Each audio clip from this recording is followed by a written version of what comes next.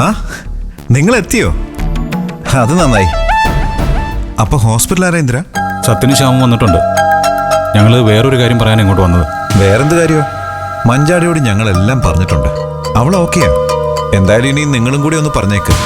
അതവൾക്ക് കൂടുതൽ സന്തോഷമാവുള്ളൂ അല്ലേ? എന്തൊക്കെ പറഞ്ഞാലും സുശീലാന്റിക്ക് കല്യാണത്തിൽ പങ്കെടുക്കാൻ പറ്റാത്തതിന്റെ വിഷമം മഞ്ചാടിക്കുണ്ടാവും. എനിക്കും അതുണ്ട്. ആ വിഷമമൊക്കെ അവിടെ ഇരിക്കട്ടെ ഹർഷേ. സുശീലാന്റി ആഗ്രഹിച്ചതുപോലെ തന്നെ കല്യാണം നടക്കൂലൊന്ന് മാത്രം വിചാരിച്ചാൽ മതി. നീ വാ ഇന്ദ്ര. അനുപമ സംസാരിച്ച കാര്യങ്ങള് നീ അവള് പറഞ്ഞതുപോലെ തന്നെ മഞ്ചാടിക്കൊന്ന് വിവരിച്ചു കൊടുക്കണം. അച്ഛൻ കല്യാണത്തിൽ പങ്കെടുക്കുമെന്ന് പറഞ്ഞിട്ട് മഞ്ചാടിക്ക് ഇപ്പോഴും അതങ്ങ് പൂർണ്ണമായ വിശ്വാസമായില്ല. രവി, അതിലൊരു ചെറിയ പ്രശ്നമുണ്ട്. അല്ല, എന്തു പറ്റി ഇന്ദ്രേ? അനന്തൻ മാഷ് വീണ്ടും കാലു മാറിയോ? എങ്കിലത് മഞ്ചാടി അറിയിക്കണ്ടേ? കല്യാണം നമുക്ക് നടത്താം, വേറെ ആരും വേണ്ട. അനന്തൻ മാഷ് കാലുമാറിയതൊന്നും അല്ലേ ചേച്ചി.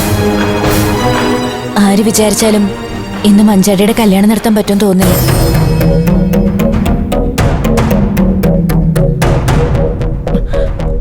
അതെന്താ സോനെ, കല്യാണം നടത്താൻ എന്താ തടസ്സം?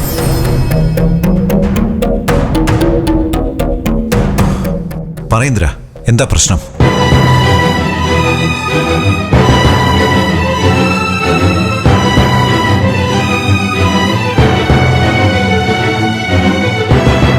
രവി,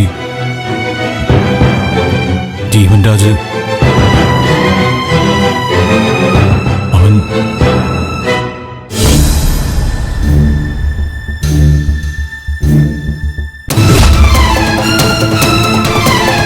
തുരുത്തിൽ നിന്ന് പുറപ്പെട്ടൊരു വള്ളം അടിയൊഴുക്കിൽ മുങ്ങി.